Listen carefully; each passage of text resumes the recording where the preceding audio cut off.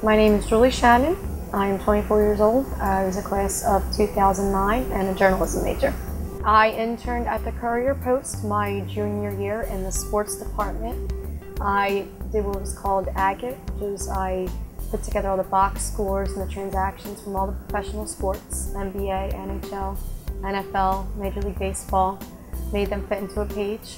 I also did some sports writing. I covered some games as a sports reporter. I did a variety of high school sports like tennis, ice hockey, soccer, football, which was a great experience to cover all those sports and meet all the local coaches and players. Well, I was offered a job as soon as my internship was over the junior year, so that started April of 2008, and I was basically doing the same thing.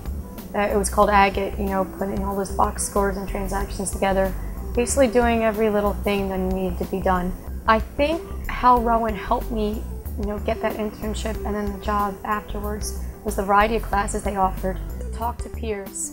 When I had before that NBC 10 internship, I knew of 2 or 3 people that had it and loved it, and so I asked them as many questions as I thought of. When it comes to putting a resume together, highlight every single thing. You don't want to make the resume, 3 pages, because then the employer is just they're not going to want to waste the time going through all that. Just keep all your options open, which is maybe something that, your professors would tell you anyway. However, it is very tough in this economy. It's even worse than when I graduated college, and I just wish I had maybe looked at other resources. I was very comfortable in my position at the Courier. I did already have a job. I could have looked other places, and I did at the time, which was okay, but thinking back on it, I wish I did, because, you could look at other types of media. There's online journalism, there's magazine writing, there's sales, there are so many different parts to look at. You have to be persistent too. Network as much as possible. Connections will get you places, and then sometimes they won't, but it's worth it to know people, let them know what you're doing, and then they might know someone who knows someone else. That will happen. When you graduate school, you're done.